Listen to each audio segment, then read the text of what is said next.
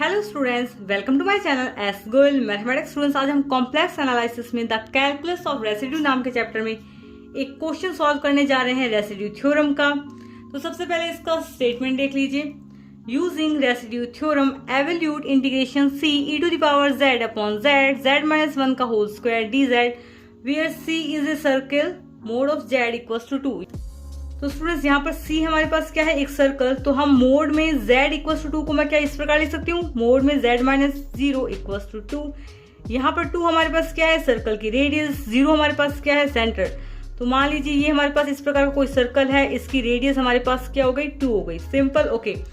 So students, सबसे पहले आप कोची की रेसिड्यू थ्योरम का स्टेटमेंट देखिए। Integration C fz dz equals to 2 pi iota sum of residues. तो सबसे पहले हम क्या करेंगे, रेसिड्यूज निकालेंगे। तो रेसिड्यूज निकालने के लिए सबसे पहले हमें पोल निकालने पड़ेंगे। तो जो भी हमारे पास पोल आएंगे, ये सिंपल पोल आ सकते हैं, डबल पोल आ सकते हैं, एंड सो ऑन। तो सबसे पहले हम क्या करेंगे, पोल्स निकालेंगे। तो पोल्स निकालने के लिए हमें क्या करना पड़ता है, जो हमारे पास फंक्शन है, यहाँ पर हमारे पास फंक्शन क्या होगा, e to the power z upon z z minus 1 का होल स्क्वायर। ये हमारे पास क्या हो जाएगा, fz हो जाएगा। इससे कंपेयर करेंगे, इंटीग्रेशन C हो गया, ये देखिए fz हमारे पास क्या होगा, e to the power z upon z z minus 1 का होल स्क्वायर। ये हमारे पास क्या हो गया, dz। तो सबसे पहले हम निकालेंगे पोल्स। पोल्स निकालने के लिए जो हमारे पास ये डिनोमिनेटर है, उसको हम क्या करते हैं, 0 के इक्वल्स करते हैं। तो आप इस प्रकार लिखेंगे, poles are given by putting denominator to 0। तो ये जो डिनोमिनेटर है z माइनस 1 का होल स्क्वायर, इसको आप 0 के इक्वल करेंगे। तो एक वैल्यू z की आएगी हमारे पास 0, इसको हम करेंगे 0 के इक्वल, तो एक z इक्वल टू 0 आएगा। और जब हम z माइनस 1 के होल स्क्वायर को देखिए इस प्रकार करेंगे, z माइनस 1 के होल स्क्वायर को इक्वल्स टू 0 रखेंगे, तो हमारे पास z की वैल्यू क्या आएगी, 1 एंड 1। यहाँ पर z हमारे पास क्या है, सिंपल पोल। और इसको आप इस प्रकार भी बोल सकते हैं, z equals to 0 is pole of order 1, क्योंकि यहाँ पर हमारे पास 0 की एक ही वैल्यू है। सिंपल, z इक्वल्स टू 0 यानी कि 0 एक ही बार आ रहा है, 2 बार रिपीट नहीं हो रहा है, इसलिए ये सिंपल पोल है। और इस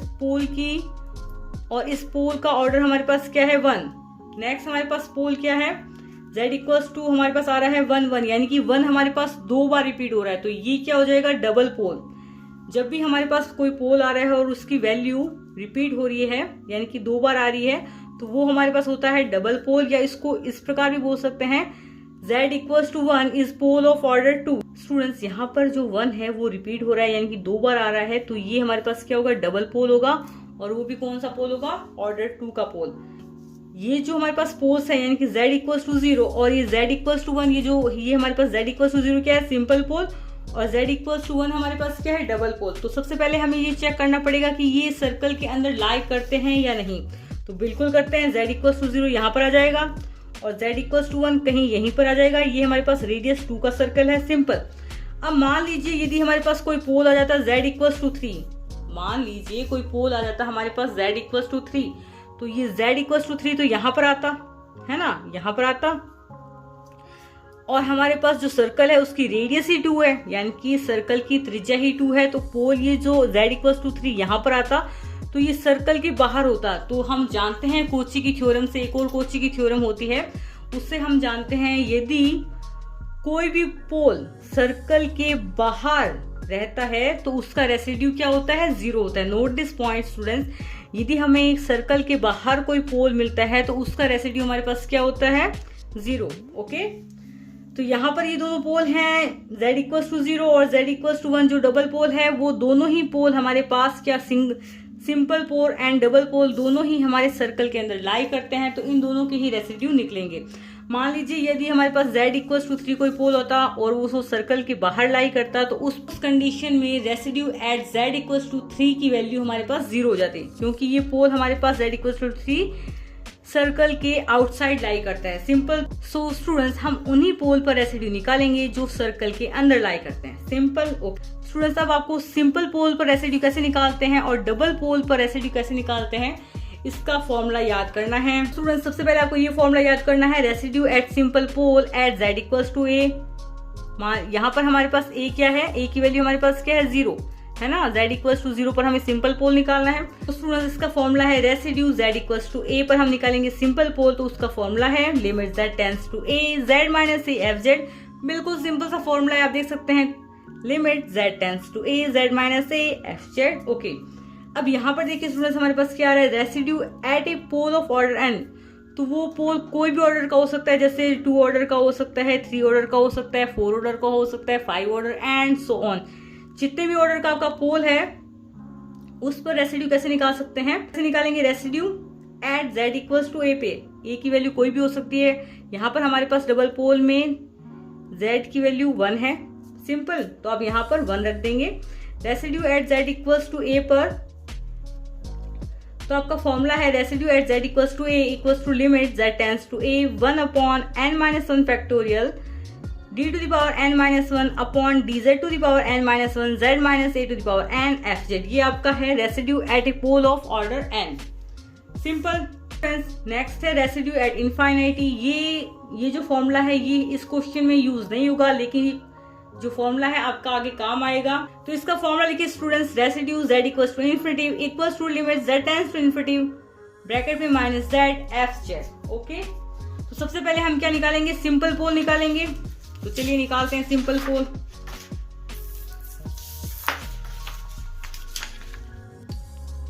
तो देखिए सबसे पहले सिंपल पोल का फॉर्मूला है हमारे पास रेसिड्यू, हम निकालना है, हमें सिंपल पोल किस पर निकालना है, z इक्वल्स टू 0 पे। तो क्या होता है residue at z equals to a, तो यहाँ पर a की वैल्यू हमारे पास क्या है 0, simple. This is equals to limit z tends to 0, a की वैल्यू यहाँ पर हमारे पास 0 है।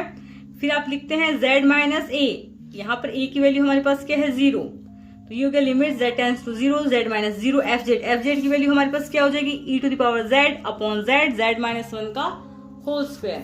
तो आप देख सकते हैं रेसिड्यू हम निकाल रहे हैं z इक्वल्स टू 0, जो कि हमारे पास क्या है एक सिंपल पोल है। This is equals to limit z tends to 0, ठीक है, ये लिखा हुआ है z टेंड्स टू 0, ठीक है। z माइनस 0 ये हमने fz की वैल्यू रख दी है, ठीक है, e to the power z upon z minus 1 का होल स्क्वायर। तो आप क्या करेंगे, इस z से ये z कैंसिल कर देंगे, बचा हमारे पास क्या e to the power z upon z minus 1 का होल स्क्वायर। लिमिट हम रखेंगे z कहाँ जा रहा है 0 की तरफ, यानी कि z की वैल्यू हम क्या रखेंगे 0, तो e टू द पावर 0 हो जाएगा हमारे पास 1, और ये क्या यहाँ पर हम z की वैल्यू 0 रखेंगे, तो ये हो जाएगा 0 माइनस 1, तो ये माइनस 1 ही रहेगा, तो ये हो जाएगा 1 अपॉन माइनस 1 का होल स्क्वायर। तो हमारी residue at z equals to 0 पर आ रहा है 1, सिंपल।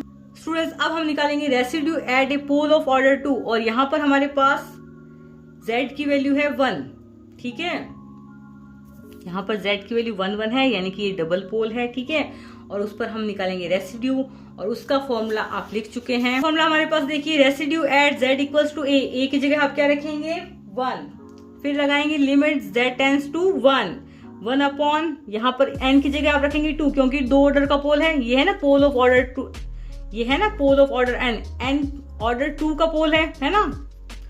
z माइनस 1 का होल स्क्वायर 0 रखा तो z की वैल्यू 1 1 आई, तो जब भी वैल्यू 2 बार रिपीट हो रही है तो पोल भी हमारे पास क्या होगा ऑर्डर 2 का होगा, ठीक है। तो यहाँ पर n की जगह आप क्या रखेंगे 2, तो ये हो जाएगा लिमिट z टेंड्स टू 1, ठीक है, a की वैल्यू 1 हो गई, 1 अपॉन n की वैल्यू क्या होगी 2, ठीक है, 2 ऑर्डर का पोल है, ठीक है, तो 2 माइनस 1 का factorial d to the power n की वैल्यू हमारे पास 2 हो गई, ऑर्डर कितने का पोल है 2, तो d to the power 2 minus 1 upon dz to the power 2 minus 1 z minus a की वैल्यू हमारे पास क्या है 1, ये जो आता है ना z इक्वल्स टू 1, तो ये क्या होता है a होता है आपका, तो z minus 1 to the power n, और फिर आप क्या कर देंगे fz की वैल्यू रख देंगे। तो आप देख सकते हैं हमने सारी की सारी वैल्यू रख दी है। Residue at z equals to 1, this is equals to limit, ये आ रहा है लिमिट जा रही है हमारी z टेंड्स टू 1 पर 1 अपॉन, ये होता है फैक्टोरियल n माइनस 1, n हमारे पास 2 है, ये हो गया 2 माइनस 1 का factorial d to the power n minus 1 होता है यहाँ पर, तो n की वैल्यू हमारे पास 2 है, ये dz to the power n minus 1 होता है, यहाँ पर भी n की वैल्यू हमारे पास 2 है, ये हो गया हमारे पास z माइनस a की वैल्यू हमारे पास क्या है 1, तो ये 1 है, ठीक है, z माइनस 1 का होल स्क्वायर, ये हो गया हमारे पास fz की आप क्या कर रखेंगे fz की आप वैल्यू रख देंगे, तो fz की वैल्यू है हमारे पास e to the power z upon z z minus one का होल स्क्वायर। तो आप देख सकते हैं ये है हमारे पास जेड माइनस वन का होल स्क्वायर और ये भी ये देखिए ये है हमारे पास जेड माइनस वन, ये वन है, ठीक है ना, ये वन है।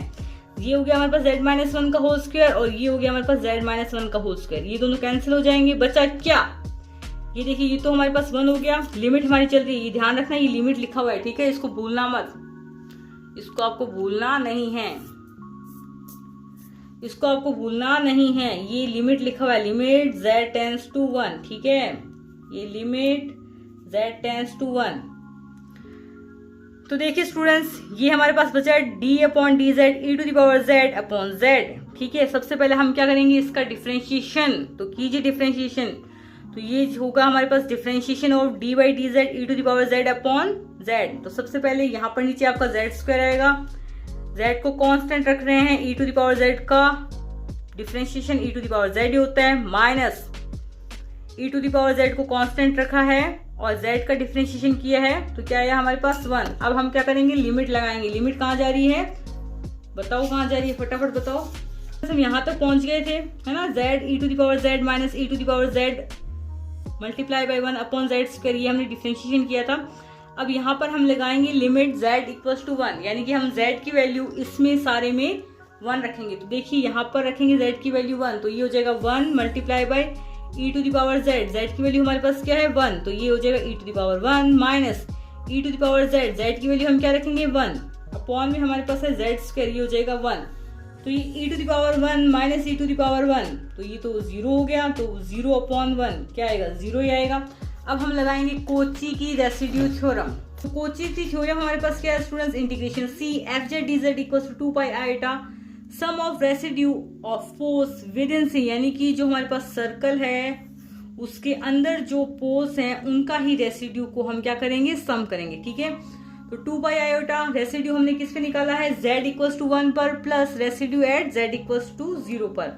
2 pi iota residue at z equals to 1 plus residue at z equals to 0।